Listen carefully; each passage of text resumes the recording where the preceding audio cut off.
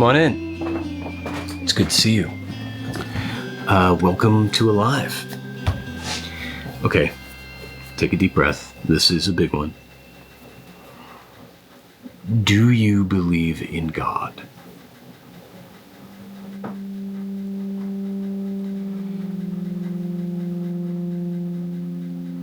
Yeah, okay, fair. That is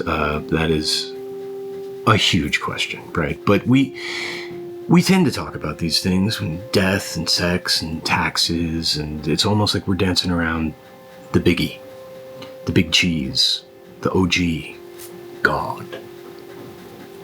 I'm making tea. You want tea? Let's have tea. And I don't mean the capital G intercedent anthropomorphic God sitting on a cloud somewhere smiting people and, painting sunsets and inventing the platypus or something. I'm talking about the small G God. The idea,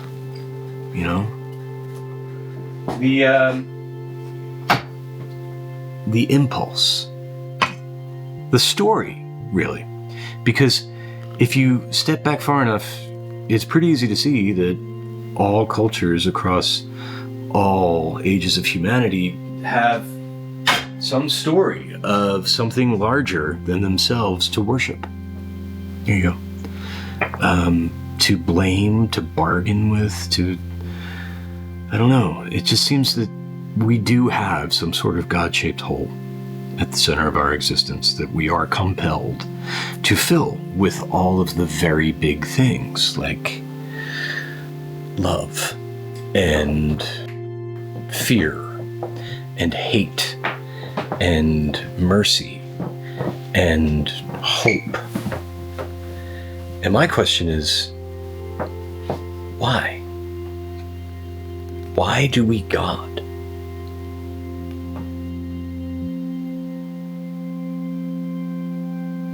Yeah. Come on. Okay. All right.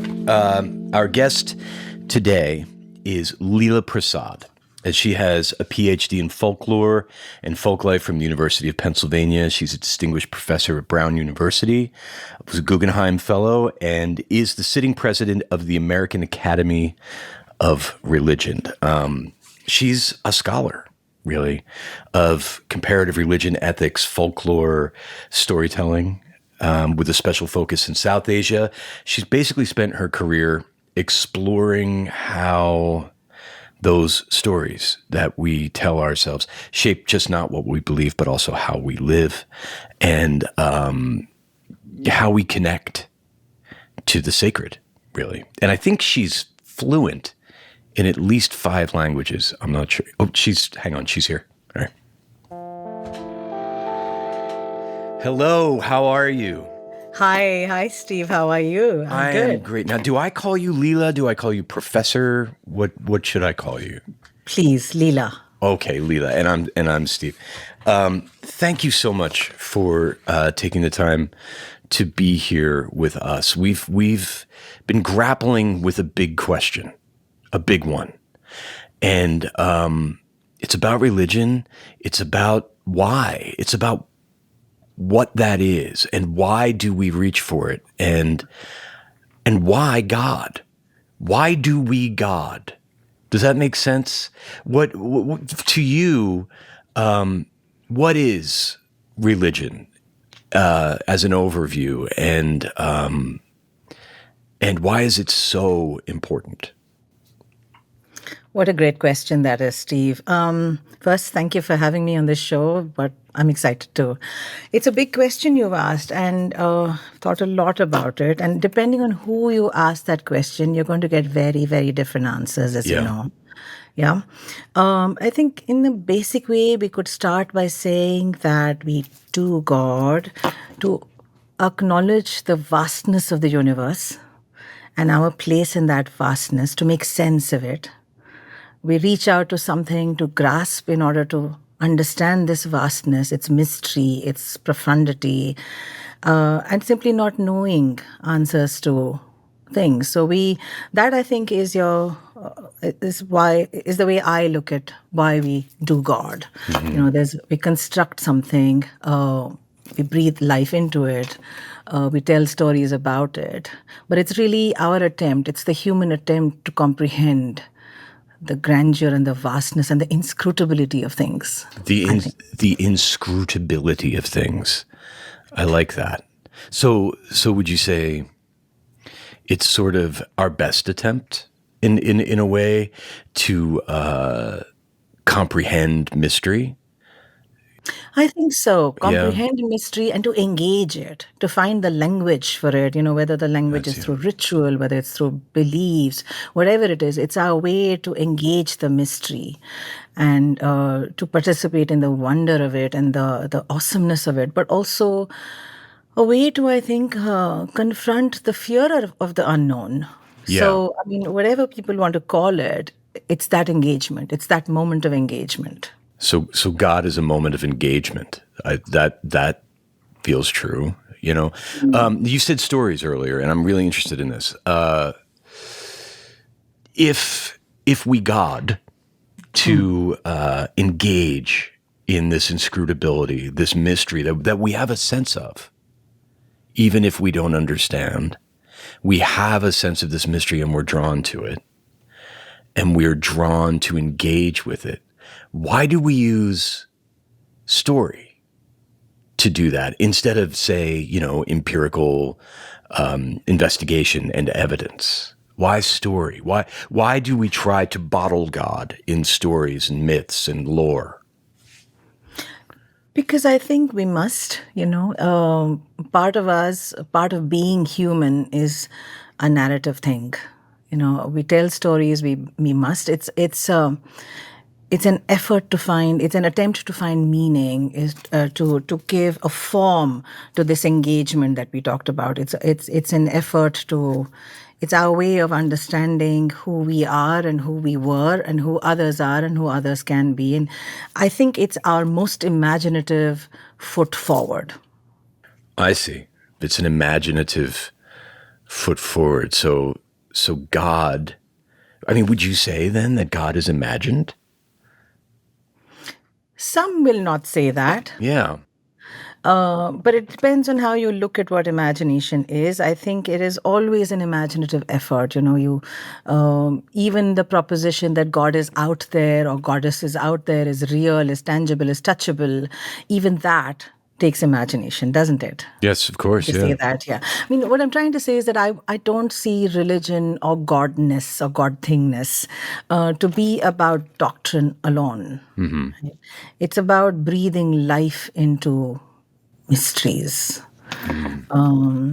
It's situating ourselves. We tell stories because we're trying to situate ourselves in the vastness of things, in the unknowability of things. Yeah. Yeah. I have to assume then, if every culture is doing this always, if it is sort of a primary motivator of all cultures, it's an organizing principle of most cultures, Right. this desire to participate in this mystery that we don't know. What is the role of story in that? And why are so many of the stories so similar? It's another great question, Steve. I think the stories are similar. They're also very different. The stories are similar. If you think of the common ground of storytelling itself, don't we all, as humans, want to relate to the past? Don't we all, as human beings, want to record the past? Don't we all want to imagine the future? Don't we all want to play with things? Right. So story becomes the ground on which you actually do those kinds of gestures. It's a way of relating to one another, I think. It's a way of relating to one another, to the environment, to trees, to the grass, to the mountains. And stories allow you to expand beyond yourself in time and space. So it becomes really a very meaningful two-way process, you and the story. I mean, think of why we tell, you and I probably tell some of the same stories over and over again. I do all the time, constantly, yes. I do too. And I think that story hasn't exhausted itself. My friends would disagree with you. Mine would too, but it hasn't exhausted itself. You're grasping because it's a fountain of something that hasn't spent itself. Oh, I see what you're saying. I hadn't thought of that. So maybe I repeat. I have a couple stories that I do repeat. I find myself repeating. I'm even aware, and I'm actually, Leela, I'm even aware that I'm doing it while I'm doing it, but I still do it because, yeah, maybe there's something there that has remained unexpressed that I haven't actually gotten it out yet. That I'm still working on that story. That's right. In some way. Yeah. So maybe we got a little for that reason, that there's a story that we, as you say, we want to participate in, that we want to sit inside of. That we're trying to express. And it's also a story that we want to shape. That's interesting. So we want to have some agency over this idea. Exactly. Oh, okay. It's a kind of interesting understanding of agency. You and story. What's the relationship between you and stories and God and all of this stuff? Yes. Right. And there's something infinitely creative in that engagement. And storytelling around religion and within religion is about that creativity. The need to express oneself, the need to make things, the need to sculpt, the need to paint is all I see it as all connected. I'm familiar with this idea of storytelling, right? It's kind of what my career has been based off of, is participating in narrative, whether it's in theater and film, in television. I've even done like stand on stage and tell stories. I've even done storytelling, right? So I hear a lot of what you're saying, but I don't think the storytelling that I've ever done or participated in meets the criteria for religious thinking or belief, right? Or even religious storytelling. So when does a story cross that line into something that is a myth, or that becomes myth or becomes fable or becomes religious in nature? I think it all comes down to what you understand religion is. If you think of it as a bunch of doctrines, yes. If you think of it as a bunch of practices, sure. If you think of it as a set of ideas around some idea of divinity, sure. But if you think of religion as, a reaching out into a distant time and a distant past and a distant future and a distant time in the future, I think it begins to cross over into domains of the unknown. I hear you, but I might say I could come up with a story that does all the things you just said, that reaches out beyond my knowledge, right? And tries to throw my arms around something that I feel but cannot explain. And I could work passionately toward that goal and come up with a poem. And the end result could be a short story that is a work of fiction and not be religious in nature. So I hear a lot of what you're saying, and I relate it to the realm of art, not necessarily religion. I see that there's a Venn diagram and these things will all overlap. But what I'm getting at, I think, is when does it become sacred? When does the subject of the story become a matter of the sacred? Like what is the germ in the story that gets to God, I would put the question back to you, Steve. I think if it is sacred to you, if that poem, which is utterly so-called secular to you, feels sacred, then what is stopping it from being sacred? I suppose at one level you could say, if there's a community ratification around that, if there's a whole bunch of people who say, this place is sacred because such and such a thing happened here, Yep. or that ritual is sacred because it commemorates some event or some moment, and there's more than you participating in the vivification of that. This makes That's sense to me. sacred. Yeah, that makes sense to me. This episode is sponsored by BetterHelp. So, when life gets a little too heavy, as it does sometimes, where do you go? Who do you talk to? Do you talk to your friends? Do you talk to your family? Do you talk to your dog? I know I did. That can be really helpful, right? But sometimes you need a different kind of help. I know in my lived experience, I did. And it was ironic because way back when I was on TV, I used to sit in a chair and look at someone right in the face and ask, will you help me? But it wasn't until I did exactly that in my real life that my life started to change, because the person I was talking to was a licensed therapist, trained to be clinically objective and to provide the kind of help that I needed. And that's where BetterHelp comes in. They really can be that first step. They've been helping people find their online match for like 10 years, and they've got a 4.9 rating out of a 1.7 million client session reviews, which is not bad. And as the largest online therapy provider in the world, BetterHelp can provide access to mental health professionals with a diverse variety of expertise. You can find the one with BetterHelp. And our listeners get 10% off their first month at betterhelp.com/Steve Alive. That's betterhelp.com/Steve Alive. I feel like I've spent fully half of my life in a pair of headphones. I used to be a voiceover guy, voiceover artist, and I was constantly in an isolation booth listening deeply in a pair of headphones. And now I'm doing podcasts, and I'm always listening back in a pair of headphones. And as a music lover and as a musician, headphones are important. Also, I travel all the time. And I do not like to be in an airport or on an airplane without a good pair of headphones. The problem has always been that the really good ones are incredibly expensive and kind of hard to find. But now, thanks to JLab, there's all sorts of high quality, super affordable options that offer crystal clear highs, super rich bass. So whether you are a discerning music lover like me, a fitness enthusiast, or a casual listener, JLab's cutting-edge audio performance ensures your playlist sounds just as the artist wanted it to. So you've got these great highs, like I said, deep bass. They fine-tuned the products to match your every mood and every moment. So if you're ready to find your sound and wear your story, explore the diverse collection today and discover how JLab can amplify your unique rhythm.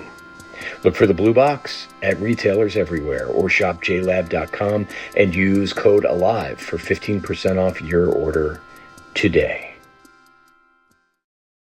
I'll tell you a quick story. I got to travel through the north of India with a dear friend of mine years and years ago, and he's Sikh. And he's also an enormous pain in the ass. And he's mercurial and irascible, and he never focuses on anything, and he's not serious ever. And we're going through India, and he's texting the whole time, and he's making ridiculous jokes at every sacred site and whatever, until we got to Amritsar. Until we got to the Golden Temple, which, for those who don't know, is, I think at this point, the center, sort of Sikhism, right? And he changed. He completely changed. His demeanor changed. I mean, it's a beautiful place, and it was at night, and it's this golden temple all lit up, and there's thousands of other people there. Right? As you were saying, there's this powerful community there, and they all had Juggy's, his name's Juggy. They all had Juggy's vibe, which was, I wouldn't say solemn necessarily, but it was focused and calm, and he seemed connected to something. Yeah. And I'd never seen him like that, ever. And it was kind of startling. And I gotta say, Leela, I was a little bit envious in that moment, because if you had asked me at that point in my life, I would have said, oh, I'm an atheist, 100%. But I cannot deny that that was not nothing. That was something. There was something there that I also wanted to connect with, that all of these people were connecting to. And I wanted to stand where they were standing. And I was wondering if you could help me, just based on what you had said before, I was wondering if you could help me unpack what that was. What was I feeling? What do you think that was? A few seconds ago, you asked me what the sacred is and how do you come to the sacred. I think what you've just described is precisely that. It is really finding the center of gravity and dwelling in it. I'm writing that down. Yeah, that's And I great. think And I think that's what was going on there. I've also been to Amritsar to the Golden Temple, and I went with, a bunch of my students from another university that I worked at, and I felt the same way. What you described is a feeling, and none of us were Sikhs, but we walked around the water, and we hung out with people, with strangers. We joined people we don't know from, and we are not going to know down the road. We sat and had a communal meal with them. Yeah. It's called the langar, and there was something so profound about sitting together on the ground, eating the same meal with hundreds of people, all on a volunteer basis. Something so moving and so beautiful, and to me that constitutes religion. You can call it what you want, but it is, it's an expression of something quite profound. It's that center of gravity, that it connects to something that, an impulse that we all have. Whether you're an atheist or agnostic or whatever it is, it hardly matters. But there's always that search for a moment of stillness, a moment of exchange. Do you really think, that's true? Do you think that is a universal condition? Do you think everyone has that impulse? Do you think that all people, human beings, are born with the God-shaped hole? Or do you think there are people who are just like, meh, whatever? Or is this an impulse that we all have? I think it is an impulse that we all have in some shape or form. Just look at the artwork around the world. Look at the poetry, the literature, the architecture. All of that across centuries and millions of years has spoken to something. And I like to identify it as that impulse to engage with something within and without. Wow, that's very beautifully said. So what I'm hearing is we have this instinct to connect with this mystery that we perceive but remains inscrutable. And it can be personally sacred. But would you agree it becomes more sacred in community? It becomes more sacred in consensus. Like we had a similar experience at the Golden Temple in Amritsar, right? Neither of us are Sikhs. I am so far removed from that culture, and yet the force of that community, whatever vibe it was generating by nature of community, made something that I felt that I couldn't deny, that was palpable. So I'm wondering, I guess what I'm wondering is, do these stories that attempt to embrace these ideas become more powerful when they're shared? Is the sharing of them through community, through generations, through cultures, is that what makes them eventually what we would call religious in nature? Or is that just part of it? That's a very fair way to put it. That's a very good way to put it. It's interesting that you would put it that way because I'm thinking I don't know if it is more sacred or less sacred, but I do think it is that it has the power to effect a transformation. Community has the power to effect a transformation both within the community and within oneself. There's something about the collective that is a different order of emotion. Say that again.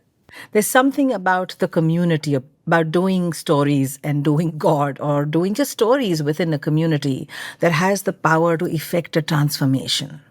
A lot of these stories that do attempt to connect us to this mystery, which I think is fair to say is benevolent, full of love and mercy, and certainly when we get to parables and fables, these are lessons to help us be better people, right? And then eventually those get calcified into entire religions that have the same aim, but yet very often it creates some of the worst conflict the world has ever seen. So that's a disconnect for me that I've never understood. And I'm wondering if you can help me get from here's a very helpful story to here's a holy war. Like, how does that happen? I'm going to connect it back to storytelling, interestingly. It's a very interesting, challenging question out there.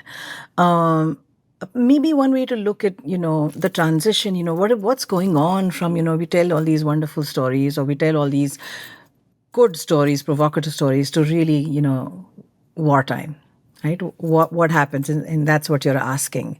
And I think there's a breakdown in storytelling. Maybe we are not allowing stories to coexist. Maybe we are not allowing stories to sit alongside one another. Let me illustrate this with a story, if I may. Please. Remembering, the place where I did my field work in South India. I ran into a very interesting illustrative story just to this point. And there was this, so the townspeople decided that one of the sacred icons in a Hindu temple needed to be renovated because it was old and it was cracked. And they started this renovation. And just when they started this renovation, a leopard appeared in town. Now, this is in a forested area, and, the town is in a forested area. But leopards are uncommon. They don't just show up in town. Okay. Okay. But this leopard, and there was panic in the town, and everyone was worried, and people wouldn't go out. And so they consulted the spiritual teacher, who was the head of the monastery out there. And he said, let me think about this. Maybe, there's something about the way in which we are disturbing this timeless structure up there on this hilltop. Let's pause that and see what happens. Okay. The leopard disappeared. I'm just going to put that out there. The leopard went away. And so he had connected dots in a particular kind of way. Okay. I shared the story with someone who's not from that community. He happened to be Muslim. And I said, this is what I've heard. He said, that's interesting. The leopard bit right on the same hilltop where the temple is, where the Hindu shrine is also a mazar, which is a Muslim shrine. And there was some disturbance at the mazar. There was some architectural disturbance. And we decided to stop that. And the leopard went away. And I said, do you know that those guys tell this story differently? He said, I know. And I shared the story with the Hindu narrator. And I said, do you know that this is what that community is saying? He said, I know. They didn't see it as a problem that two communities are telling the same story, are narrating the same episode in two different ways.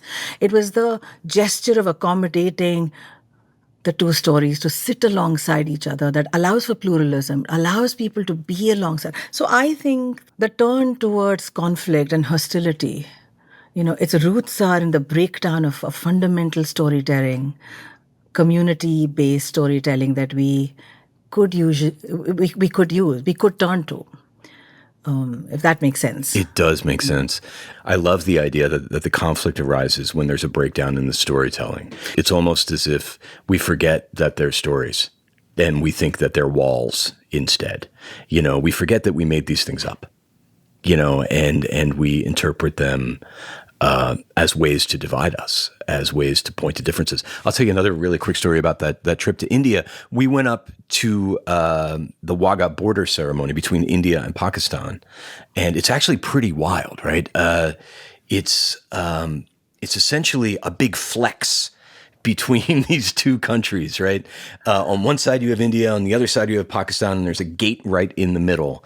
And India comes out, and the Indian Guard comes out, and it's so fun.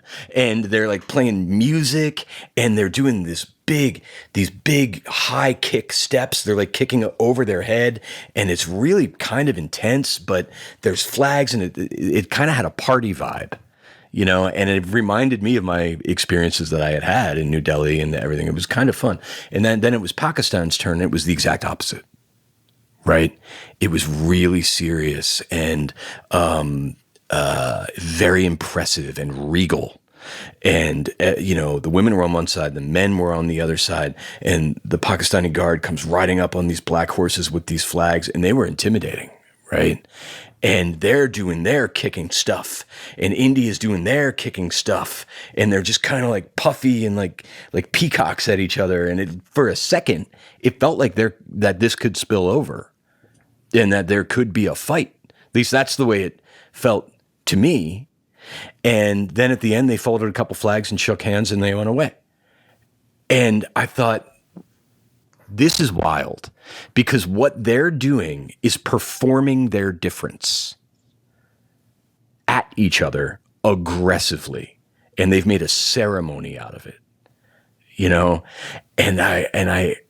And I turned to Juggy and said, "This is pretty wild." He's like, "Nah, I've been over there. They eat all the same food. They're basically the same.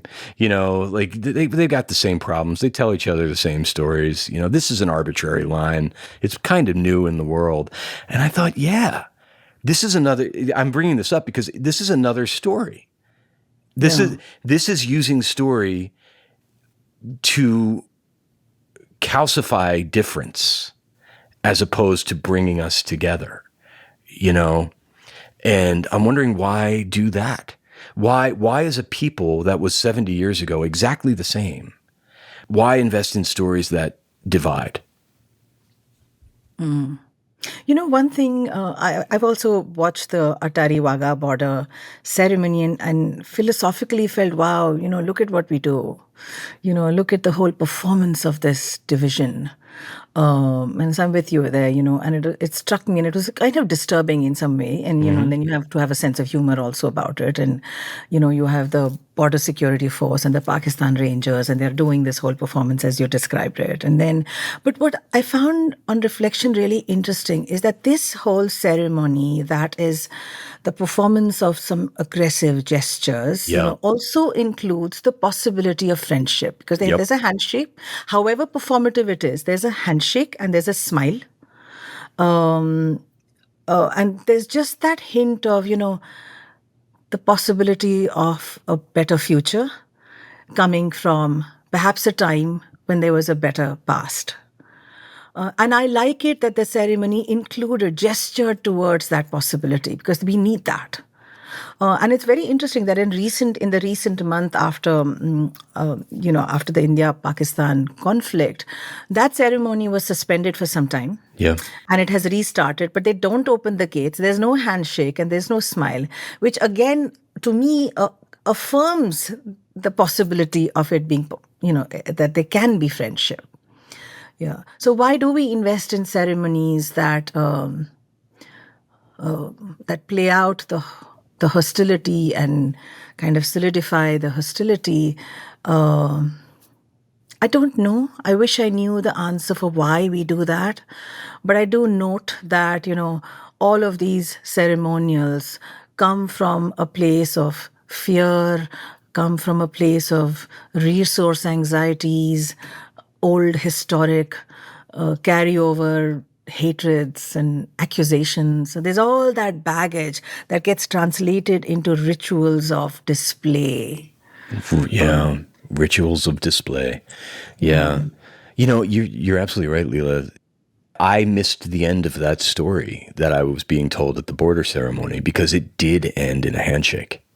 And it did end in peace. So while they were deliberately, explicitly performing their difference, the end was, and that's okay. Yeah. So it actually bums me out to hear that they're skipping that part now. Okay, so holidays are right around the corner, and I've always been a bit of a shopping procrastinator, which makes no sense, really, because shopping for your loved ones and for your friends is like really the best part of the holidays. And now it's super easy with Uncommon Goods.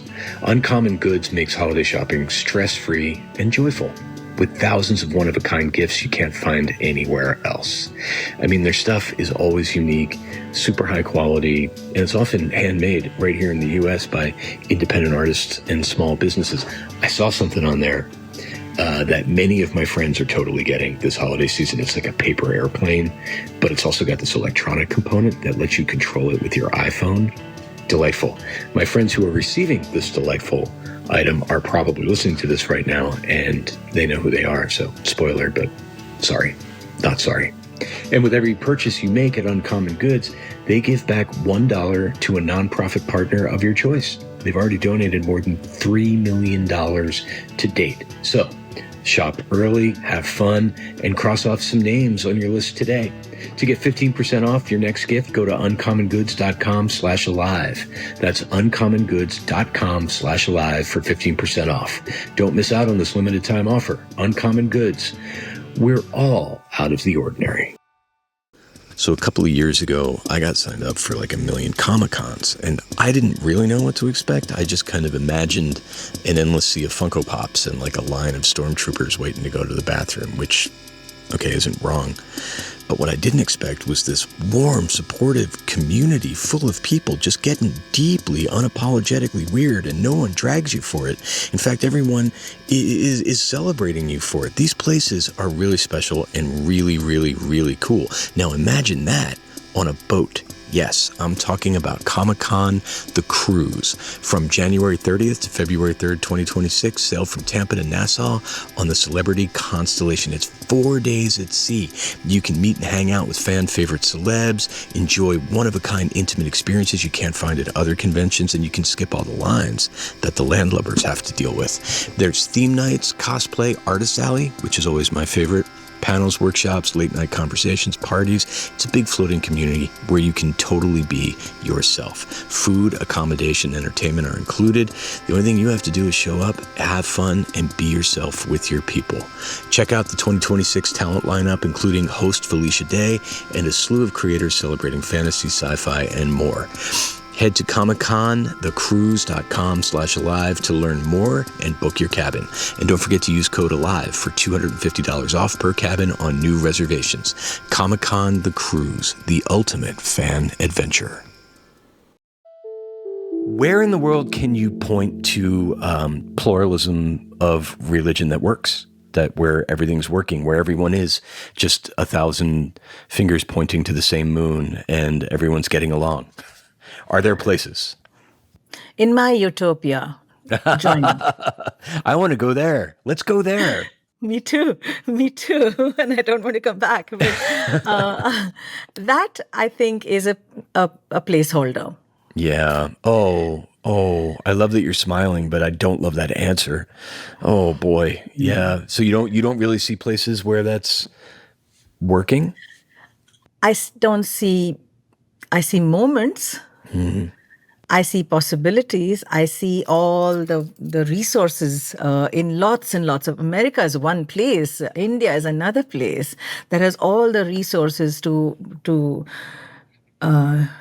pluralism to flourish. Yeah. But it's also a question of lost opportunities. It's a question of making choices that take you towards. Religion is also about divisiveness. It's not just the happy story. It's so much of it is about, the differentiation between you and me rather than the common ground, And so I think we'll have to have a placeholder for the perfect place that has it all together. But every place, I think, has the potential for that to flourish. It takes a certain generous orientation, a certain shift in perspective to make that possible. Yeah, I think so. So I haven't given up on it. There are times when I feel deeply skeptical and disenchanted.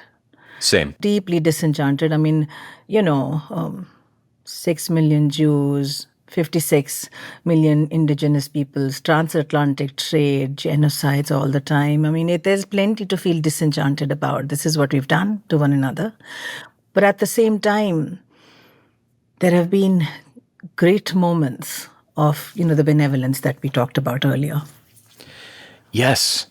And this is why I'm so conflicted about it, Leela. This is why I think about this stuff so much, because it always seems to me that God, religion is the problem and the answer in the same pill. And I don't know how to get around it, So many religions are so similar. They're so fundamentally similar. They're so often the same story in a different font. In my mind, I think, shouldn't that be the antidote for religious conflict instead of an accelerant of religious conflict, which it usually is. And it seems to me that almost the closer two versions of a religion are, the more conflict there is. Right? If two religions are 95% the same, it seems that 5% results in the worst of holy wars, in the worst of conflict, in the most violence. And yet they share the most similarity. What is up with that? Is it, I mean, I don't want to be naive about that question. It's a big question, and it's not a question that one can answer easily, that I can answer. But there's a fundamental failure of imagination. Yeah, it's the fundamental storytelling problem again, right? Yeah. And, I think here when we think about imagination, we have to really sort of expand what that is. It's not this kind of fluffy little facility that produces songs and poetry. It's a facility that can make things happen. Mm-hmm. Mm-hmm. Right? And the failure of that facility to make things happen results in all this craziness around us. So I think there's a failure of imagination. I'm reminded of a story that I actually I'm going to share with you. Please. It's about, what do we stand to gain if we yielded a little, if we gave a little? What comes off it, and why bother? Because someone might well ask me, why bother to find out how your neighbor lives? Why bother to educate yourself? And, the story is told in South India of a long, long time ago, of three saints who wanted to go out in search of God, their particular favorite God. Okay, and they all set out. They didn't know one another. They were from the same, different hometowns, same region, and they all set out. And they journeyed. And then they came to a little, individually came to a little town on the banks of a river, in the dead of night. Okay. A storm takes place, there's torrential downpour and it's thunder and lightning. And so one of the first one who landed at this, who arrived at this town, rushed into a little cottage and took shelter in a hallway, a narrow hallway. And he said, oh, let me lie down here, let the storm abate. And so he's lying down there. The second saint comes along. At this point, they've not acquired sainthood or anything. And the second one arrives, and he too takes shelter. He runs to the same cottage and he says, let me take shelter here. So he comes to the same hallway. Now, the first guy who was there says, well, the two of us can't lie down here. There isn't enough space. So let's sit. So the two sit down. They accommodate one another and they sit down. The third guy comes along. The storm is still raging, and he too rushes to the same cottage. And he too finds himself in the same hallway. And now the two of them, now there are three of them, there's not enough room to sit. So they say, we'll have to stand. So three of them stand. And the night wears on. And suddenly, just before the break of dawn, they find a fourth presence squeezing into their midst. They can't see it, they feel it, but they can't identify what it is. And so one of them lights a lamp. Lo and behold, they sense this other presence there. Okay. And each of them breaks forth into poetry, into hundreds and thousands of verses, which then become the inheritance of that tradition, So what do we stand to gain? That little discomfort that we endured, has left us an inheritance that to this day, we sing and emote with and draw some comfort from, guidance from. So I sit with the story a lot. I tell it a lot because I think it hasn't found its mileage yet. Because it really is saying something about, you are going to be uncomfortable when there's strangeness in your midst. But think further. Take the question further. What do we stand to gain by being a little uncomfortable in the short run? Is there a collective flourishing that's possible that actually benefits every single one of us? It seems like that this question and this answer have been articulated 1,000,000 times before, but the fact that we haven't quite made good on its promise means that perhaps it still bears a little more telling, Yeah, for sure. I love that story, Leela. Thank you for sharing that with us. And I agree that, I think that there is a sense of incompleteness to being alive, right? There is an inherent unsatisfactoriness always. And maybe that's the God-shaped hole, actually, in some way. And I love that story because it feels to me that the good stuff is on the other side of after you learn to accommodate that fact. Right. You One know, can lie down, two can sit, three stand, and then there's so much to be gained. yeah. But I don't think we ever reach the end of that story, which is why we're a work in progress. There's a lot to be done in Maybe that that's why dimension. we God. Maybe we God because it's not a hole that we need that we'll ever fill, Right. but it's just a question we need to keep asking. It's a poem we need to keep writing. Right. It's a story we need to keep telling. Right. And over time, maybe the metaphors need to change. Maybe the end needs to change. Maybe the beginning needs to be different. The middle needs to be different. But it's as you say, a work in progress. It needs to be one. Yeah, you're awesome. I could talk to you forever about all this stuff. Likewise. You're just great. This is so much fun. So last question, or really just some advice, can you identify any tools that people can have for sort of, I almost don't even want to say religion, but can you identify some tools that people can use to navigate all of this difference with respect and dignity and compassion? It's cheap. You can get it without paying anything. It's a lifetime tool, and you can get this anywhere. And it's simply called listening. I'm familiar. Yes. Yeah, it's just. I think we need to take the time to listen. I'm sorry to sound as if I'm pontificating and sort of You giving are a lecture, but it's speaking my language, Leela. Yes, I yeah. agree with you. I It's think it's it's our just best bet. I think it's our best bet. It's our best bet. It's our best bet. It's, I think, the acknowledgement that you don't know enough.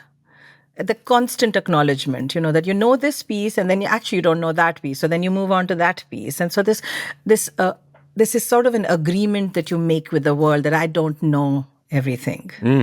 You know this guy, Socrates, that guy. Yeah. Yeah, that was his deal, right? He went to the oracle and they said, "You're the smartest person that there is because you know that you don't know." Right? And I love that story because there's humility there, Right. right? Right. Humility, and I agree, listening and humility. Those are the things. My hero, Fred Rogers, Mr. Rogers, he always said that listening is among the greatest gifts a human being can give to another human being. And Yeah. and I think that is so apt because it's so easy to think of listening as getting something, right? Right. You're receiving information, but if you're doing it right, you're giving something. You're giving something. Yeah. You're giving the humble gift of your attention. Yep. That's a great word, Steve, attention. Maybe religion is really about noticing things, about attending to something, whether it's the environment, whether it is other people, whether it's the natural world, whether it's an elephant, a dog, dogs, yeah. It's about attending to something and noticing. Yeah. And maybe Certainly. we need to notice a lot more. Well, thank you for being here. You've been so generous with your time, and Thank I have you. so much to think about now. And Leela Thank Prasad, you. you are the best. Thank you. Thank you, Steve. I enjoyed this very much. Bye-bye. Bye. Well, that was awesome. I loved her. I could talk to her for 3 hours, and I mean that. That was fun. Okay. You said lots of really amazing things. We tell stories about the sacred, about God, to find our center of gravity and dwell within it. I'm not entirely sure what that means specifically, but I have to say that That just feels true to me, right? Religious intolerance and division are caused by a failure of imagination. That I like, because if we can imagine something as complex and wild as an intercedent God, don't we also have the capacity to imagine a world where we don't create divisions around it? I think so. And I think my favorite thing she said is that as it relates to all of this conflict and division, listening is our best bet. I agree with that. I really do. Deeply listening to each other's stories about the sacred, deeply listening to each other. Yeah. Yeah, let's go outside. So, I wonder, maybe God, whatever it is we mean by that word, is just a name for the mystery that we feel such longing to connect to. Or maybe we create that mystery so that we have something we can connect to. Either way, I think that longing part, I think that's real.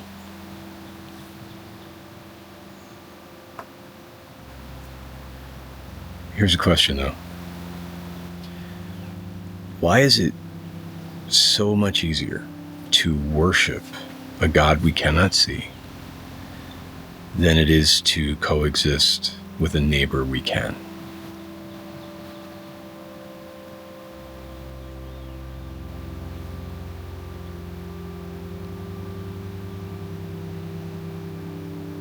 Mm-hmm.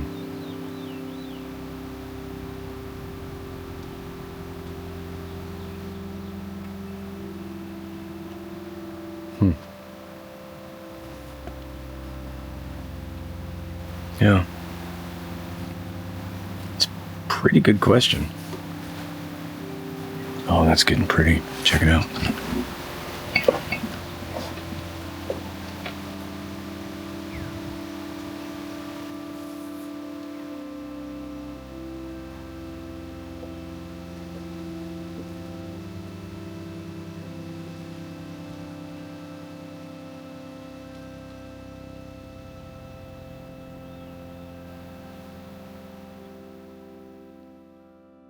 Alive with Steve Burns is a Lemonada Media original. If you haven't subscribed to Lemonada Premium yet, now's the perfect time. You can listen to the show completely ad-free, plus you'll unlock exclusive bonus content from me as I reflect on this episode. Just press subscribe on Apple Podcasts, head to lemonadapremium.com to subscribe on any other app, or listen ad-free on Amazon Music with your Prime membership. That's lemonadapremium.com. Alive is hosted by me, Steve Burns, and produced by Jeremy Slutskin. Our editor is Christopher Champion Morgan. Our associate producer is Akshaz Tharabailu. Audio engineering by James Sparber. Lemonada's SVP of weekly programming is Steve Nelson. Executive producers are Jessica Cordova-Kramer, Stephanie Whittles-Wax, and me.